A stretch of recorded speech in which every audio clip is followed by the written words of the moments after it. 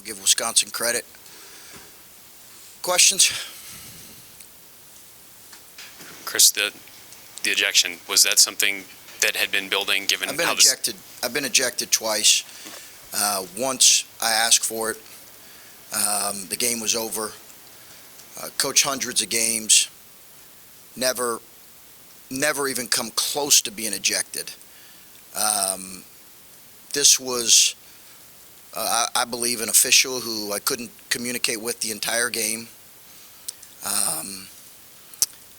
And, you know, unfortunately, the first technical was warranted. I deserve the first technical. I don't believe the second one was, but officials are going to do what they want to do, and I've got to be more composed in that situation. I wasn't composed. That's on me. So, what did they tell you as it happened? Couldn't tell me anything. Couldn't talk to him. Couldn't talk to him. Sorry to cut you off. Couldn't talk to him. Couldn't talk to him all night. All we want to do as coaches is talk to officials. Couldn't talk to one of them. When you say that, you mean like any play? Like if there was a foul, you couldn't have a talk the whole half. Didn't want to hear it. Chris, what was your message in the locker room after the game? I know it's got to be a weird spot, losing the game. Then also, you didn't see the second half. At least you weren't out there for the second half. What was the message after the game? And I guess, how do you keep this thing moving in the right direction when? No, I think we just all have to be better. We all have to be better. It begins with me. Again, I lost my composure. That's on me. It's fully my responsibility. I deserve the first technical. We all have to be better. Our start has to be better. We have to play harder. And we certainly have to play smarter. We've got to coach better. All those things. When you say play harder, do you think effort's been a big thing lately as part of this, or I think we play harder when we're down, and I think our effort is not what it needs to be. It certainly wasn't what it needed to be to start, but again, that's ultimately my responsibility. So I want to make sure I don't attribute something to an official who didn't do it. You get the first technical from Pfeiffer. I deserved it. Yeah, you got the first Courtney. one from Pfeiffer. The offensive foul on Justice was called by Courtney. Yes. I don't know who called the offensive foul. That was Courtney. Okay. Okay. The nearest official to you was Pfeiffer. Did he give you the first technical or not? I believe it was Courtney. Okay. And then Higgins gave you the. Yeah, I don't want. Yeah, listen. I'm just trying to be accurate who it is because people want to know who ejected. Yeah, I mean, people can go back and look at the film, Bruce. I've got to be better in that situation. I would like to be able to talk to officials. That's all I would ask.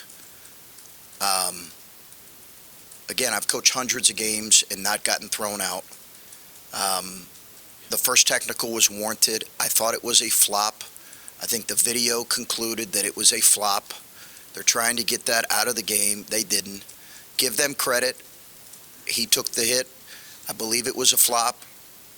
I said that. I shouldn't have reacted like I reacted. I deserved the first technical. But after that, I think it was. Guard, if the option officials have to call a flop has made low post contact more clear for you to teach to your players and cleared up the ambiguity about low post contact, the spirit of his comments was no, it has not helped. Is that what you were frustrated about, the apparent disparity in how it's called in this game and maybe all season?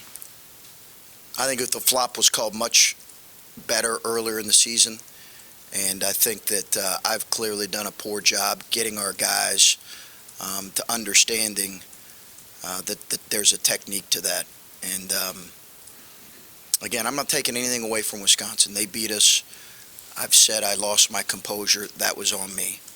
So I don't want to take anything away from their win. The catalyst for the late comeback, and what was going through your mind when you were watching that? I get in the back. I mean, I think we've played better at times when we've been down all year, and that was certainly the case. Chris, you've asked for better leadership from your veterans. Have you seen positive movement in that? And for a night like this, what did you see from your leaders? We need more.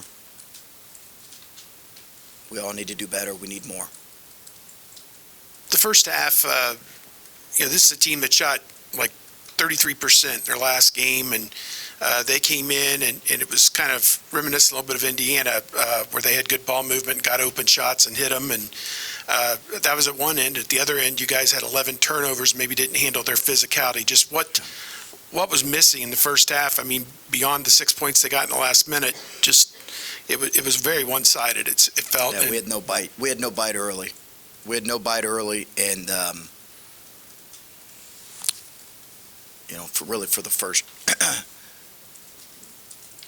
most of the first half.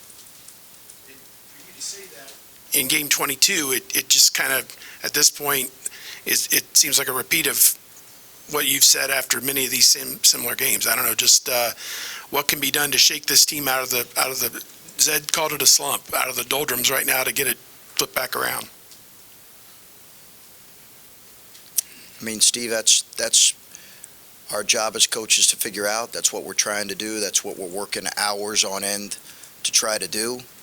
We're spending hours and hours trying to figure out what we need to do better to get our players in better position, and certainly to perform at a higher level. So if I had answers for you right now, then we might not have performed like we did. A couple weeks ago after Minnesota, you said that the hardest part of coaching is trying to figure out what's in the minds of 18 to 22-year-old kids. Do you have internal issues on this team that you're battling as a staff, that as they were at the beginning of the year emotionally? No resentment over Bryce's success, anything like that? Yeah, I don't really see that, Bruce, as being a significant issue. And if I did, I wouldn't tell you. But I don't see that as being an issue. So I think our guys they like each other. I have challenged our leadership, and I've been open about that. But again, that's on all of us. Chris, sort of to follow up with what Steve was asking, Zed, Ice, any of the guys we've talked to after losses have said a lot of the same things without much changing. You've said a lot of the same things post-game. Is this in need of a bigger shakeup than what you guys have done? Is that even a possibility at this point in the season to do something different? I don't know if that's practice. I don't know if that's game. I mean, if what you're saying isn't changing, is there something else that needs to be done? Well, I mean, I think we've had some efforts that have been good in this stretch where we have not been rewarded with a win. And certainly stretches of play that have been good in this stretch where we have not won the game and not received the outcome for a variety of reasons.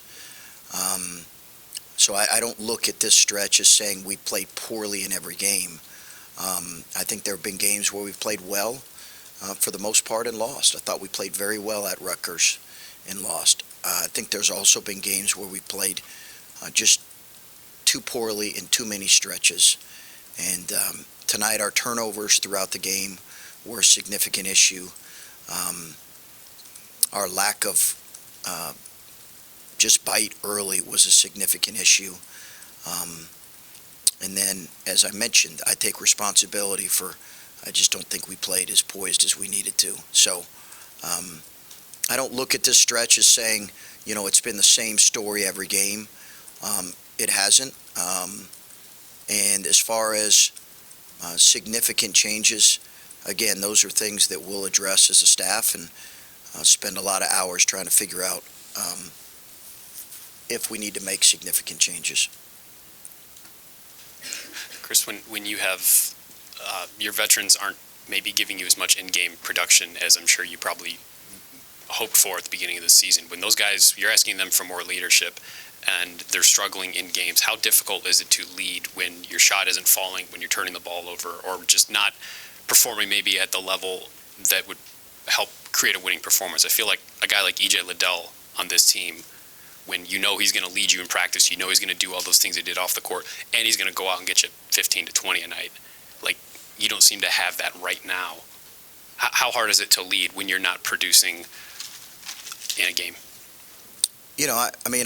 I think, the good ones find a way. But obviously, it helps if your best players are your best leaders. And that was certainly the case with him. and his voice was consistent, and his approach was consistent every day. But he also had help with that. You know, he had some older guys with Kyle and Justin and other guys who were helping. So it's not on any one or two specific guys. I think there needs to be a better collective effort. We've got to figure out how to reach them at a higher level. Again, this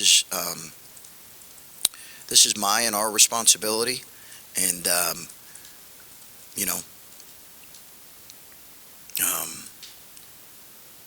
we're going to work extremely hard to do better than what we're doing.